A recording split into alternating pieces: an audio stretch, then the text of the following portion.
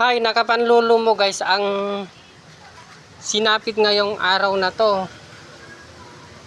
Ito, kauuwi ko lang tapos ito yung nangyari. Ito may tinanim ako dito na Chinese cabbage kaya lang wala na, namatay na siya. Oh. Dahil laging umulan po dito, hindi po kasi uminit 1 month na. Dito naman, may pananim ako na carrots, wala na din, namatay na din. Sayang lang. Tapos dito, may pananim ako dito na cabbage o repolyo. Noon, 5 ito. Ngayon, 3 na lang natira. Ginurot ko to, sayang. Namatay yung 2 dito, tapos ito, cabbage din. Isa pa lang yung tumubo dito.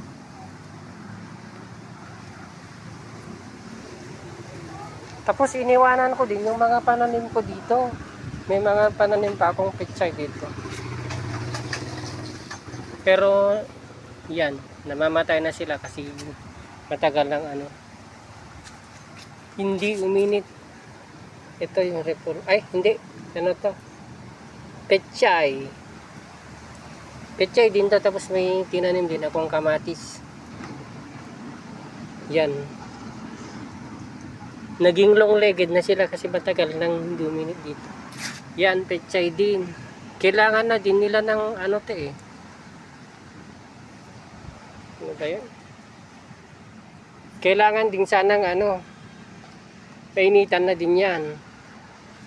Kaya lang matagal na din hindi uminit dito.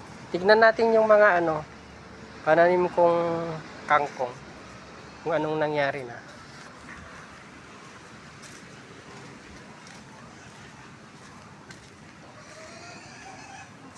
Daan tayo dito. Ay nako. Flooded na naman dyan guys. Oh. Hindi tayo makakadaan dyan kasi flooded. Dito na lang tayo. Daan tayo dito. Tignan natin yung mga pananim nating kangkong dito sa kabila. Kaya linagay ko dyan kasi laging flooded. Kaya dito na naman sila. Oh, flooded din dyan oh. Hanggang doon. Yan. Okay naman yung mga andito.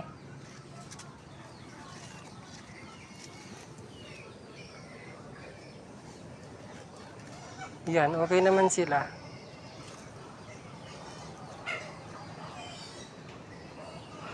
Ito katatanim lang to, siguro 2 days pa lang ang nakakaraan.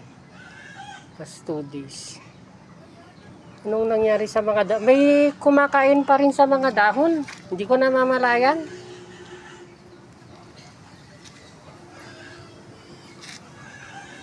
May mga nagsisikain pa rin.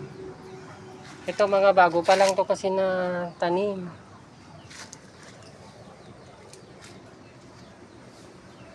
May mga pa rin kumakain. Yan oh, kinakain nila yung mga dahon.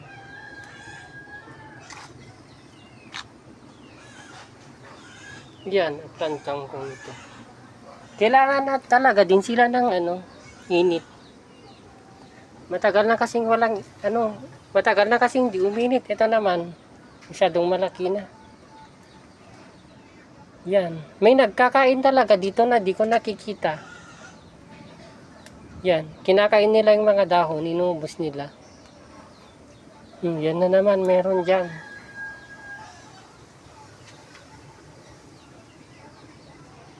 Pero di ko alam paano kumakain sa mga dahon niya. Ayan oh. Yung maliit.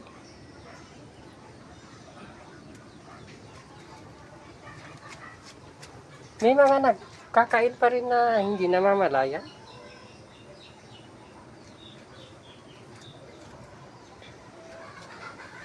Kasi yung mga nakatanim dito, dati nakalagay sila dyan, flooded na. Oh. Dati, may mga kangkong din dyan. Oh. Yan, naging flooded. Kaya linagay ko dyan. Hanggang dyan yung flood dito.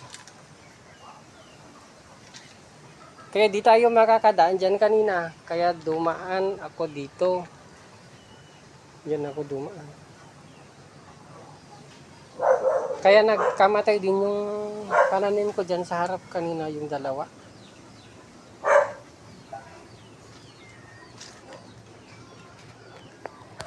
Yan, pag iinit na, lalaki sila. Hindi pa rin maganda yung mga dahon nito.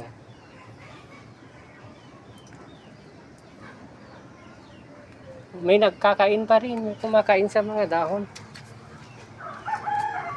Ito.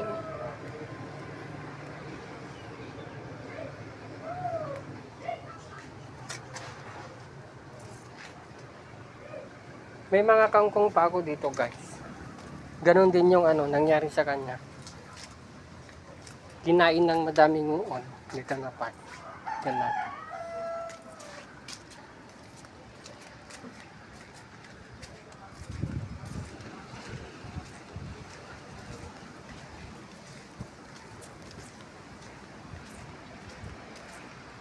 Dito may mga kangkong din dito na nakatanim. Ganun din yung mga dahon niya dito, may mga inuod din siya.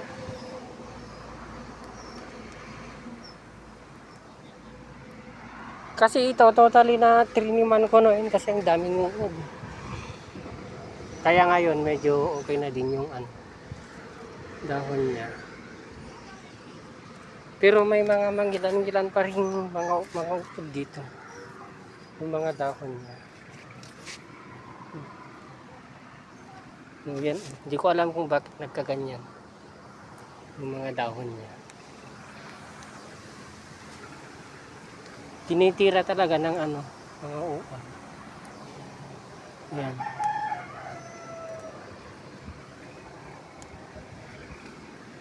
Ito may mga uod pa rin. Yan, ito grabe.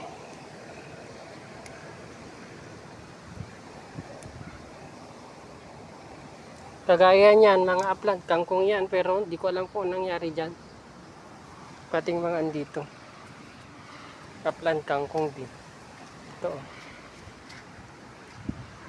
Pero ganyan siya.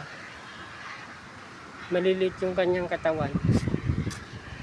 Kasi inuod na. Yan. Lahat ng mga daon reject na. Wala nang magandang dahon.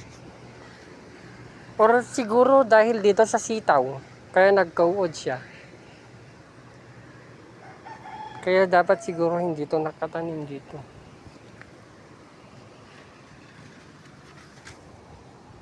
Ito, mga uod talaga. Ayaw maalis.